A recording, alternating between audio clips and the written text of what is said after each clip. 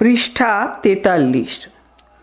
Group C, psychology of learning and wellbeing, unit 1, learning and learning mechanism. 1.2 শিখন কৌশল, learning mechanism. বিষয় সংক্ষেপ: শিখন কৌশল। শিখন কৌশল বা লার্নিং মেকানিজম বলতে বোঝানো হয় সেই মানসিক ও স্নায়বিক প্রক্রিয়াসমূহ যার মাধ্যমে একজন ব্যক্তি বা জীব অভিজ্ঞতার ভিত্তিতে নতুন কিছু শেখে, পূর্ববর্তী আচরণে পরিবর্তন আনে এবং জ্ঞান, দক্ষতা বা মানসিকতা গঠন করে। সহজ ভাষায় শিখন কৌশল হল শেখার পিছনের অন্তর্নিহিত প্রক্রিয়া বা উপায়, যার মাধ্যমে শেখার কাজটি সংগঠিত হয়। এটি কেবল বাহ্যিক আচরণের পরিবর্তন নয়, বরং চিন্তা, ভাবনা, অনুভব, উপলব্ধি ও মানসিক গঠনের মধ্য দিয়ে ঘটে যাওয়া একটি জটিল প্রক্রিয়া। বিভিন্ন মনোবিজ্ঞানী এই প্রক্রিয়াকে ব্যাখ্যা করেছেন বিভিন্ন দৃষ্টিকোণ থেকে। যেমন নাম্বার 1, অনুবর্তনমূলক শিখন, কন্ডিশনিং। নাম্বার 2, সমস্যা সমাধানমূলক শিখন, প্রবলেম সলভিং। নাম্বার 3, আবিষ্কার ভিত্তিক শিখন, ব্রুনার। নাম্বার 4, অর্থপূর্ণ শিখন, আসুবেল। নাম্বার 5, সামাজিক সাংস্কৃতিক শিখন, ভাইগটস্কাই। এবং নাম্বার 6, পর্যবেক্ষণমূলক শিখন, ব্যান্ডুরা। অনুবর্তনমূলক শিখন কৌশল। অনুবর্তনমূলক শিখন প্রক্রিয়া বলতে বোঝানো হয় এমন এক ধরনের শেখার পদ্ধতি যার মাধ্যমে কোনো নির্দিষ্ট উদ্দীপকের প্রতি অভ্যাসের মাধ্যমে নির্দিষ্ট প্রতিক্রিয়া গড়ে ওঠে। এই শিখন প্রক্রিয়ায় ব্যক্তি বা প্রাণী অভিজ্ঞতার ভিত্তিতে পরিবেশের সঙ্গে খাপ খাইয়ে নেওয়ার জন্য কোনো উদ্দীপকের প্রতিক্রিয়া হিসেবে নতুন আচরণ শিখে ফেলে। অনুবর্তন: স্বাভাবিক উদ্দীপক ছাড়া অন্য কোনো উদ্দীপক, বস্তু বা পরিস্থিতি স্বাভাবিক প্রতিক্রিয়া ঘটানোর অবস্থাকেই অনুবর্তন বলে। অনুবর্তন 2 ধরনের হয়, যথা: নাম্বার 1, প্রাচীন অনুবর্তন, যে অনুবর্তন প্রক্রিয়ায় প্রতিক্রিয়াকে তার স্বাভাবিক উদ্দীপকের পরিবর্তে অন্য উদ্দীপকের সঙ্গে যুক্ত করা হয়, তাকে প্রাচীন অনুবর্তন বলে। এক্ষেত্রে শক্তিদায়ী উদ্দীপকের কোনো ভূমিকা নেই। এই তত্ত্বটির প্রবর্তক আইভান পাভলভ।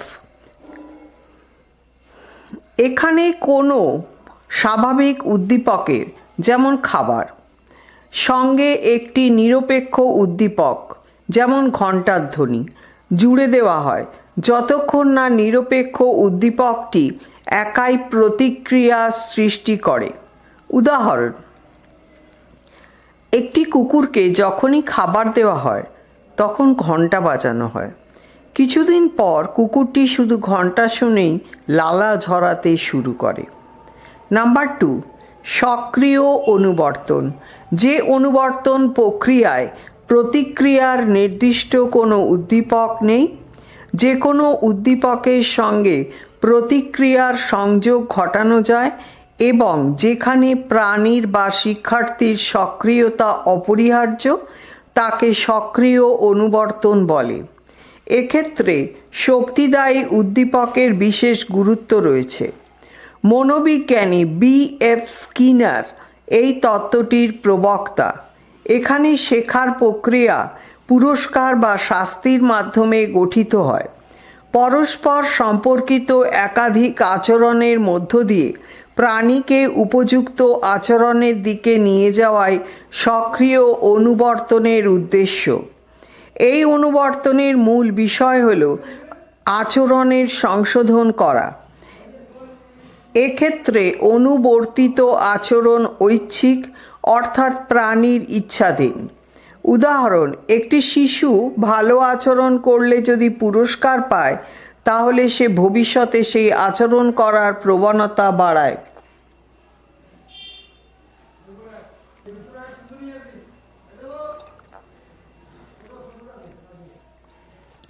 সমস্যা সমাধানমূলক শিখন। সমস্যা সমাধানমূলক শিখন বলতে এমন একটি শিখন প্রক্রিয়াকে বোঝায় যেখানে শিক্ষার্থীদের বাস্তব বা কাল্পনিক সমস্যা দিয়ে চিন্তা করতে, বিশ্লেষণ করতে এবং নিজেরাই সমাধান খুঁজে বের করতে উৎসাহিত করা হয়। এটি একটি শিখন কেন্দ্রিক পদ্ধতি যেখানে শিক্ষক সহায়ক বা গাইড হিসেবে কাজ করে। সমস্যা সমাধান। কোনো লক্ষ্য পূরণের পথে যেসব বাধা বা অসুবিধা দেখা যায় সেগুলিকে অতিক্রম করার প্রক্রিয়াকে সমস্যা সমাধান বলে। ব্যক্তি কিভাবে সমস্যা সমাধান করে সে সম্পর্কে দুটি ব্যাখ্যা রয়েছে। নাম্বার 1, প্রচেষ্টা ও ভুলের মাধ্যমে শিখন।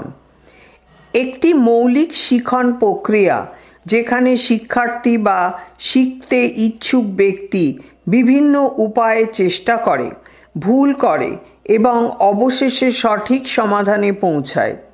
এই শিক্ষণ পদ্ধতিতে ভুল একটি স্বাভাবিক ও গঠনমূলক অংশ। বিশিষ্ট বিজ্ঞানী এল থর্নডাইক এই শিখন পদ্ধতির জনক। তিনি বিড়ালের উপর পরীক্ষা চালিয়ে দেখান কিভাবে একটি প্রাণী বহু প্রচেষ্টার পর ভুল করে শেখে এবং ধীরে ধীরে সঠিক আচরণ শেখে।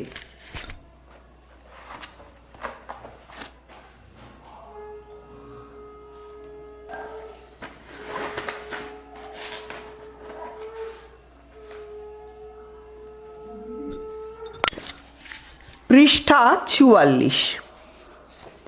এই শিখনের বৈশিষ্ট্য হল রোমান 1, চেষ্টা ও ভুলের মাধ্যমে শেখার অভিজ্ঞতা অর্জন হয়। রোমান 2, ভুল থেকে শিক্ষা নিয়ে সঠিক পন্থা বের করে নেওয়া যায়। রোমান 3, পুনরাবৃত্তি ও চর্চার মাধ্যমে কার্যকর শিখন ঘটে। রোমান 4, আচরণের সঙ্গে ফলাফলের সম্পর্ক গড়ে ওঠে। রোমান 5, পরিশেষে সফল প্রচেষ্টা মস্তিষ্কে স্থায়ী হয়ে যায়।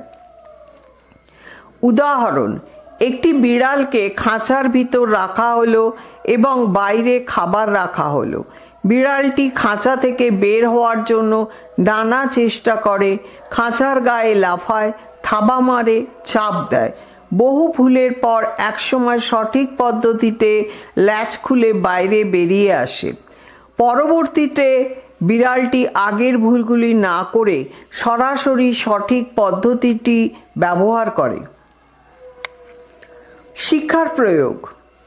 শিক্ষার্থীরা গাণিতিক সমস্যা সমাধানের সময় বিভিন্ন পদ্ধতি চেষ্টা করে, ভুল করে শেখে এবং ধীরে ধীরে সঠিক নিয়ম অনুসরণ করে সঠিক সমাধানে পৌঁছায়। প্রচেষ্টা ও ভুলের শিখনের শিক্ষাগত তাৎপর্য হল: রোমান 1, শিক্ষার্থীর দৈহিক, মানসিক ও প্রাক্ষবিক প্রস্তুতির উপর গুরুত্ব প্রদান। রোমান 2, পাঠ্য বিষয়কে আনন্দদায়ক করে তোলা। রোমান 3, শিক্ষকের আংশিক সহযোগিতা। রোমান 4, বারংবার অনুশীলন। রোমান 5, পূর্ব অভিজ্ঞতার সাথে সামঞ্জস্যপূর্ণ সমস্যার উপস্থাপন।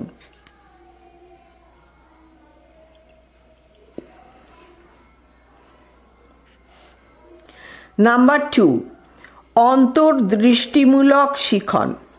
অন্তর্দৃষ্টিমূলক শিখন বলতে বোঝায় এমন এক ধরনের শিখন প্রক্রিয়া যেখানে শিখতে গিয়ে একজন শিক্ষার্থী হঠাৎ করে একটি সমস্যা বা পরিস্থিতির সম্পূর্ণ গঠন বা গঠনগত সম্পর্কটি বুঝতে পারে। জার্মান মনোবিজ্ঞানী উলফগাং কোহলার এর বানরদের নিয়ে করা পরীক্ষাটি এই শিখন ধারার সবচেয়ে বিখ্যাত উদাহরণ।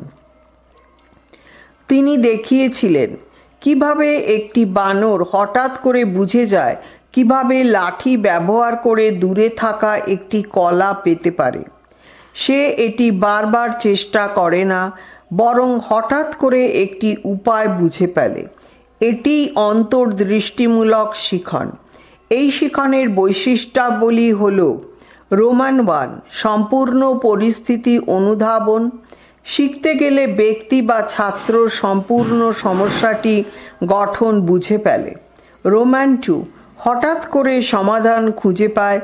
বারবার অনুশীলন না করে হঠাৎ করে সমাধান বেরিয়ে আসে।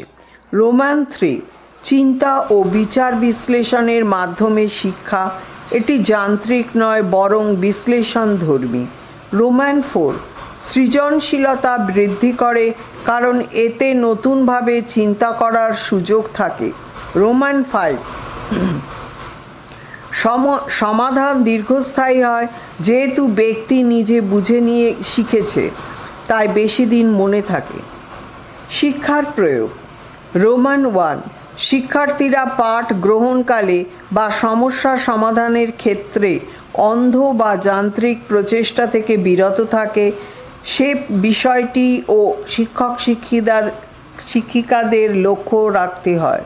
রোমান 2, পাঠ গ্রহণের পূর্বে শিক্ষার্থীরা যাতে শিখনের লক্ষ্য ও উদ্দেশ্য সম্পর্কে অবহিত হওয়ার সুযোগ পায়, সেদিকে সজাগ দৃষ্টি দিতে হয়। রোমান 3, এতে শিক্ষার্থীদের মধ্যে অন্তর্দৃষ্টি জাগিয়ে তোলার জন্য শিক্ষাদানকালে শিক্ষক শিক্ষিকাদের পাঠ্য বিষয়ের বিভিন্ন অংশের মধ্যে ধারাবাহিকতা বজায় রাখতে হয়। শিখন কৌশলের অন্যান্য প্রধান দৃষ্টিভঙ্গি। নাম্বার 1, জেরোম ব্রুনারের শিখন কৌশল। ব্রুনারের মতে শিখন হওয়া উচিত আবিষ্কারের মাধ্যমে। ব্রুনার শিখনকে অর্থবহ করার জন্য সমস্যা নির্ভর শিক্ষার উপর জোর দেন। তিনি মনে করেন শিশুদের সক্রিয়ভাবে পাঠ্যক্রমের বিষয়বস্তুতে অংশগ্রহণ করা উচিত। তিনি স্পাইরাল ক্যারিকুলামের ধারণা দেন, যেখানে বিষয়বস্তু পুনরাবৃত্তির মাধ্যমে শেখানো হয়। তিনি শিখনের ক্ষেত্রে 3টি ধাপ উল্লেখ করেন: কর্মভিত্তিক, চিত্রভিত্তিক এবং প্রতীক ভিত্তিক। এনাক্টিভ, আইকনিক, সিম্বলিক। নাম্বার 2, ওশু বেল এর শিখন কৌশল। ওশু বেলের মতে শিশুর শিখনের ক্ষেত্রে পূর্বজ্ঞান সবচেয়ে গুরুত্বপূর্ণ। তিনি অর্থবহ শেখার উপর জোর দেন, যেখানে নতুন তথ্য পূর্বজ্ঞানকে ভিত্তি করে শেখানো হয়। তিনি শিখনের ক্ষেত্রে অগ্রসংঘটক অ্যাডভান্স অর্গানাইজারের ব্যবহার করেন। এই ক্ষেত্রে আগে থেকে ধারণা দিয়ে বিষয়বস্তু শেখানো হয়। তার মতে অপ্রাসঙ্গিক তথ্য নয়, বরং শিক্ষার্থী যাতে মূল বিষয়টি বোঝে তা নিশ্চিত করা দরকার। তিনি শিখনের ক্ষেত্রে ওপরের স্তর থেকে নিচের স্তরে যাওয়ার পরামর্শ দেন। মুখস্থ নির্ভর শেখার পরিবর্তে তিনি অর্থবহ শেখাকে অগ্রাধিকার দেন। নাম্বার 3, ভাইগটস্কির শিখন কৌশল। এটি হলো শিখনের সামাজিক সাংস্কৃতিক তত্ত্ব। শিখন একটি সামাজিক প্রক্রিয়া এবং শেখার একটি গুরুত্বপূর্ণ মাধ্যম হলো ভাষা। তিনি zone of proximal development (ZPD) এর ধারণা দেন। এটি শিক্ষার্থীর সামর্থ্য ও সম্ভাবনার মধ্যবর্তী এলাকা। স্ক্যাফোল্ডিং পদ্ধতির মাধ্যমে শিক্ষক বা অভিজ্ঞ ব্যক্তি শিক্ষার্থীকে সহায়তা করে। ভাষা হলো মানসিক বিকাশের প্রধান মাধ্যম। সামাজিক মিথস্ক্রিয়া শেখার মূল উৎস। এই বিষয়গুলি ছাড়াও ভাইগটস্কি সহযোগী শিখন ও সঙ্গী শিখনের উপর গুরুত্ব আরোপ করেন। নাম্বার 4, বান্দুরার সামাজিক শিখন কৌশল। বান্দুরার মতে মানুষ পর্যবেক্ষণের মাধ্যমে শেখে। শিখনে মডেলিংয়ের গুরুত্ব অনস্বীকার্য। তিনি শিখনের ক্ষেত্রে মনোযোগ ধারণ, পুনঃ উপস্থাপন, রিপ্রোডাকশন এবং প্রেষণার গুরুত্বের কথা বিশেষভাবে স্বীকার করেন। তিনি বোবো-ডল পরীক্ষার মাধ্যমে শিশুদের আচরণে অনুকরণ প্রবণতা দেখান। তিনি শিখনের ক্ষেত্রে শিক্ষার্থীর আত্মবিশ্বাসের উপর গুরুত্ব দেন। তিনি শিখনের ক্ষেত্রে আচরণ ও চিন্তার মধ্যে পারস্পরিক প্রভাবকে রেসিপ্রোকাল ডিটারমিনিজম বলেছেন। শিখন কৌশল তার দুটি ভাগ: অনুবর্তন শিখন কৌশল, সমস্যা সমাধান শিখন কৌশল। অনুবর্তন শিখন কৌশলের আবার দুটি ভাগ: প্রাচীন অনুবর্তন কৌশল, সক্রিয় অনুবর্তন কৌশল। সমস্যা সমাধান শিখন কৌশলেরও দুটি ভাগ: প্রচেষ্টা ও ভুলের মাধ্যমে শিখন কৌশল, অন্তর্দৃষ্টি শিখন কৌশল। পৃষ্ঠা 45। বর্ণনাধর্মী প্রশ্ন। মার্কস 10। Question number 1। প্রাচীন অনুবর্তন কাকে বলে? প্রাচীন অনুবর্তন কৌশলের বৈশিষ্ট্য লেখো। প্রাচীন অনুবর্তন যে অনুবর্তন কৌশলে প্রতিক্রিয়াকে তার স্বাভাবিক উদ্দীপকের পরিবর্তে অন্য উদ্দীপকের সঙ্গে যুক্ত করা হয় তাকে প্রাচীন অনুবর্তন বলে। প্রাচীন অনুবর্তন কৌশলের বৈশিষ্ট্য। প্রাচীন অনুবর্তন কৌশলের বৈশিষ্ট্যগুলো হল: নাম্বার 1, অনুবর্তিত উদ্দীপকের উপস্থাপন। যে উদ্দীপকটিকে অনুবর্তিত করতে হবে সেই উদ্দীপকটিকে স্বাভাবিক উদ্দীপকের ঠিক আগে উপস্থিত করতে হবে। এই কারণে প্যাভলভের পরীক্ষায় ক্ষুধার্ত কুকুরকে খাবার দেওয়ার আগে ঘণ্টাধ্বনির ব্যবস্থা করা হয়েছিল। নাম্বার 2, স্বাভাবিক উদ্দীপক অধিক শক্তিশালী। স্বাভাবিক উদ্দীপকের শক্তি অনুবর্তিত উদ্দীপকের চেয়ে বেশি। কুকুরের লালা ক্ষরণের ক্ষেত্রে খাদ্যবস্তু ঘণ্টাধ্বনির অপেক্ষা শক্তিশালী উদ্দীপক এবং তা বেশি লালাক্ষরণ ঘটায়। নাম্বার 3, উদ্দীপক দুটির ব্যবহার উপস্থিতি, বারবার উপস্থিতি। স্বাভাবিক ও কৃত্রিম বা নিরপেক্ষ উদ্দীপককে একই ক্রমে বারবার উপস্থাপিত করতে হবে যতক্ষণ না অনুবর্তন প্রতিক্রিয়া সম্পূর্ণ হচ্ছে। নাম্বার 4, স্বাভাবিক উদ্দীপকের উপস্থাপন। কৃত্রিম উদ্দীপকের রেশ থাকতে থাকতেই স্বাভাবিক উদ্দীপকটিকে উপস্থাপন করতে হবে। ব্র্যাকেটে যেভাবে প্যাভলভের পরীক্ষায় ঘণ্টাধ্বনির রেশ থাকতে থাকতেই খাবার দেওয়া হতো। নাম্বার 5, অপানুবর্তন। অনুবর্তনকে স্থায়ী করতে হলে ঘণ্টাধ্বনির সঙ্গে মাঝে মাঝে স্বাভাবিক উদ্দীপক অর্থাৎ খাদ্যবস্তু উপস্থাপন করতে হবে।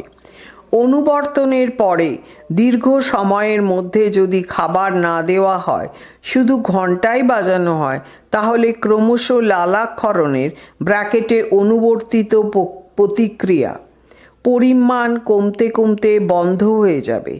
একে অপানুবর্তন বলে। অপানুবর্তন হওয়ার পরে পুনরায় যদি 2-1 বার খাদ্য দেওয়া হয় তাহলে অনুবর্তন প্রতিক্রিয়া ফিরে আসবে। নাম্বার 6, উদ্দীপক নির্দিষ্টকরণ। স্বাভাবিক উদ্দীপকের সঙ্গে যদি একাধিক গৌণ উদ্দীপক থাকে তাহলে কোন উদ্দীপকটি অনুবর্তিত হবে তা নির্ভর করবে প্রাণীর উপর। খাদ্যবস্তু দেওয়ার আগে যদি ঘণ্টাধ্বনি ছাড়াও আলো জ্বালানো হতো বা কুকুরটিকে স্পর্শ করা হতো, সেক্ষেত্রে কোন উদ্দীপকটির অনুবর্তন ঘটত তা নির্ভর করত কুকুরটির উপর। নাম্বার 7, আচমকা আচরণ পৃথককরণ ও সামান্যীকরণ। অনুবর্তনের দ্বারা প্রাণীর মধ্যে আচরণ পৃথককরণ বা সামান্যীকরণ করা যায়। নাম্বার 8, অপেক্ষাকৃত সহজ অনুবর্তন। বয়স্কদের চেয়ে শিশু ও ইতর প্রাণীদের ক্ষেত্রে অনুবর্তন সৃষ্টি করা অপেক্ষাকৃত সহজ। কোয়েশ্চেন নাম্বার 2, অনুবর্তন বলতে কি বোঝো? অনুবর্তন প্রক্রিয়ার শ্রেণীবিভাগ করো। অনুবর্তনমূলক শিখনের একটি পরীক্ষা সংক্ষেপে বর্ণনা করো। অথবা অনুবর্তন কাকে বলে? প্যাভলভের অনুবর্তন শিখন কৌশলটি বর্ণনা করো। অনুবর্তন প্রত্যেক প্রাণীর কয়েকটি বিশেষ উদ্দীপকের সাপেক্ষে বিশেষভাবে প্রতিক্রিয়া করার ক্ষমতা রয়েছে। যেমন খাদ্যের উপস্থিতিতে ক্ষুধার্ত প্রাণী লালাক্ষরণ। যদি কোনো নিরপেক্ষ উদ্দীপককে স্বাভাবিক উদ্দীপকের সঙ্গে বারবার উপস্থাপিত করা হয়, তবে একসময় দেখা যাবে ওই স্বাভাবিক উদ্দীপকের স্বাভাবিক প্রতিক্রিয়ার সাথে ওই নিরপেক্ষ উদ্দীপকের ব্র্যাকেটে গৌণ উদ্দীপক সংযোগ স্থাপিত হয়েছে ও নিরপেক্ষ উদ্দীপকটি উপস্থাপন করা মাত্রই স্বাভাবিক প্রতিক্রিয়াটি সম্পন্ন হচ্ছে। এইরূপ ঘটনাকে অনুবর্ত ক্রিয়া বলে। যেমন কোনো প্রাণীকে খাবার দেওয়ার আগে যদি ঘণ্টার ধ্বনি শোনানো হয় ও কাজটি যদি কয়েকবার করা যায়, তাহলে খাবারের পরিবর্তে ঘণ্টার ধ্বনি শোনা মাত্র ওই প্রাণী লালাক্ষরণ ঘটে। এই প্রক্রিয়াটি অর্থাৎ ঘণ্টার ধ্বনি শোনা মাত্রই লালাক্ষরণ অনুবর্তন প্রক্রিয়া। অনুবর্তনের শ্রেণীবিভাগ। অনুবর্তনকে প্রধানত দুটি ভাগে ভাগ করা যায়। 1 প্রাচীন অনুবর্তন এবং 2 সক্রিয় অনুবর্তন। 1 প্রাচীন অনুবর্তন। রাশিয়ার শারীরতত্ত্ব বিশারদ আইভান পাভলভ 1904 খ্রিস্টাব্দে সর্বপ্রথম প্রাচীন অনুবর্তন প্রক্রিয়াটি উল্লেখ করেন। বহু পরীক্ষা নিরীক্ষার পর পাভলভ দেখান যে স্বাভাবিক উদ্দীপকের সঙ্গে যদি অন্য উদ্দীপক যুক্ত হয় এবং এটি যদি একাধিকবার ঘটে, তাহলে স্বাভাবিক উদ্দীপক যে প্রতিক্রিয়া সৃষ্টি করে, যুক্ত বা গৌণ উদ্দীপকও সেই একই প্রতিক্রিয়া সৃষ্টি করে। গৌণ বা কৃত্রিম বা বিকল্প উদ্দীপকের দ্বারা প্রাণীর স্বাভাবিক প্রতিক্রিয়া সৃষ্টির এই প্রক্রিয়াকে প্রাচীন অনুবর্তন বলা হয়। নাম্বার 2, সক্রিয় অনুবর্তন। মনোবিদ B.F. স্কিনার সক্রিয় অনুবর্তন প্রক্রিয়াটি ব্যাখ্যা করেন। সক্রিয় অনুবর্তন হল শক্তিদায়ী উদ্দীপকের সাহায্যে প্রতিক্রিয়ার সম্ভাব্যতা বাড়ানো। সক্রিয় অনুবর্তনে প্রতিক্রিয়ার পরে শক্তিদায়ী উদ্দীপক আসে, প্রতিক্রিয়ার আগে নয়। প্যাভলভীয় অনুবর্তনের পরীক্ষা। রুশ শারীরতত্ত্ব বিশারদ আইভান পাভলভ প্রবর্তিত অনুবর্তন প্রক্রিয়াটি প্রাচীন অনুবর্তন বা প্রাচীন সাপেক্ষীকরণ নামে পরিচিত। পাভলভের অনুবর্তন সংক্রান্ত বিভিন্ন পরীক্ষার মধ্যে কুকুরের লালাক্ষরণ পরীক্ষাটি উল্লেখযোগ্য। একটি ক্ষুধার্ত কুকুরের সামনে কিছু খাবার দেওয়া হলে দেখা যায় কুকুরটির মুখ থেকে লালাক্ষরণ হচ্ছে। লালাক্ষরণ উদ্দীপক খাদ্যবস্তুর স্বাভাবিক প্রতিক্রিয়া। পাভলভ লালাক্ষরণের পরিমাপের ব্যবস্থাও করেছিলেন। এরপর প্রতিদিন তিনি পরীক্ষামূলকভাবে কুকুরের সামনে খাবার দেওয়ার আগে ঘণ্টা বাজানোর ব্যবস্থা করেন এবং ঘণ্টার শব্দ মিলিয়ে যাওয়ার আগেই খাবার দেওয়া হয়। কিছুদিন পর তিনি লক্ষ্য করেন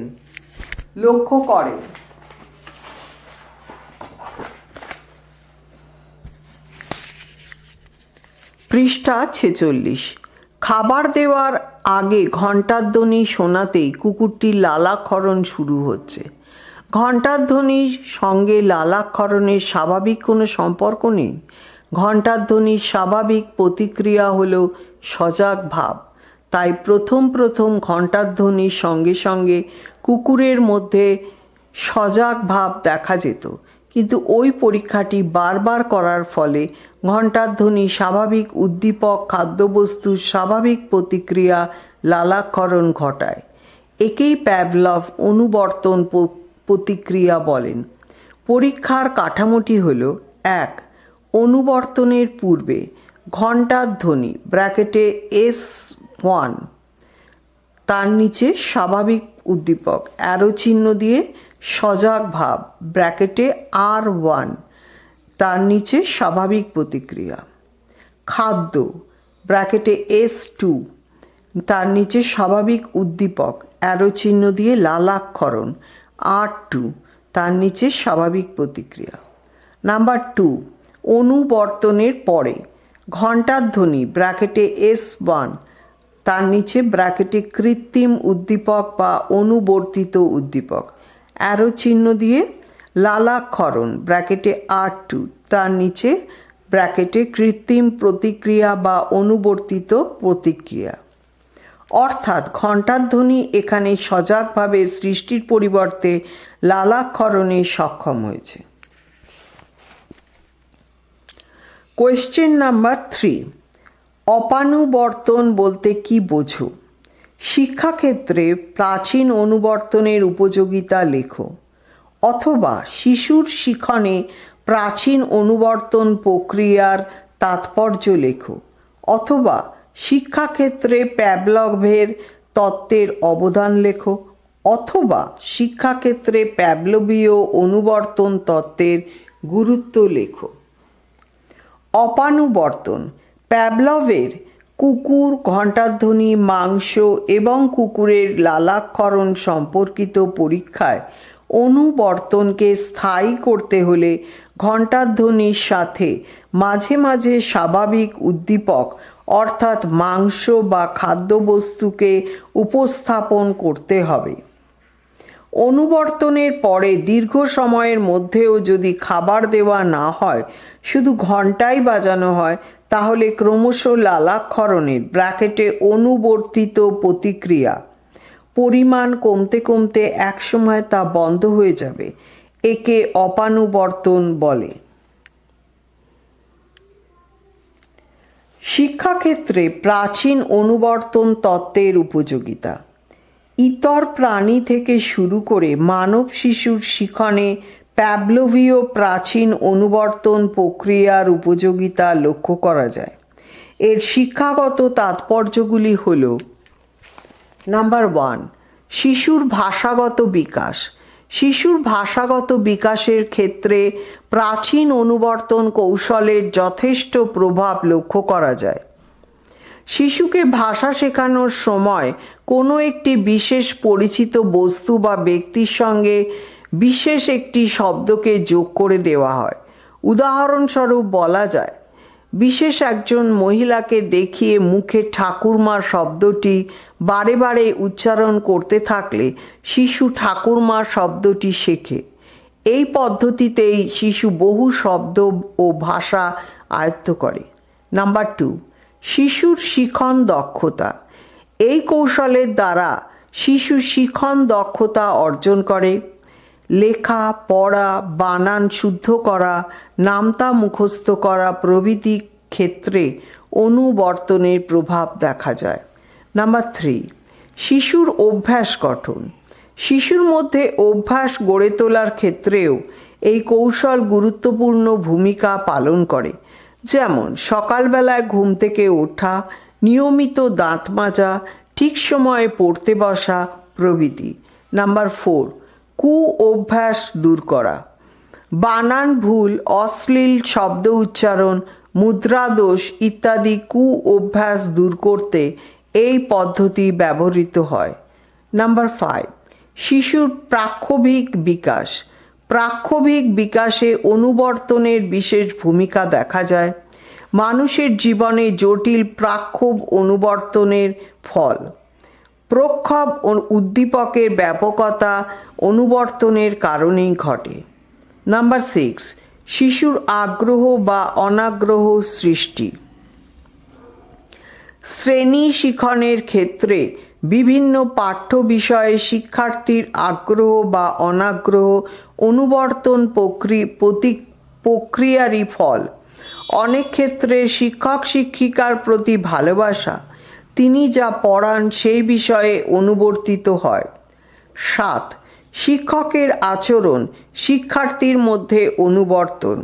শিক্ষক শিক্ষিকারা আচার আচরণ, পোশাক পরিচ্ছদ, অভ্যাস প্রভৃতি শিক্ষার্থীর মধ্যে অনুবর্তিত হয়ে থাকে। সেই জন্য শিক্ষক শিক্ষিকাদের আচরণ হবে মার্জিত, পোশাক হবে রুচিসম্মত এবং অভ্যাস হবে অনুকরণযোগ্য।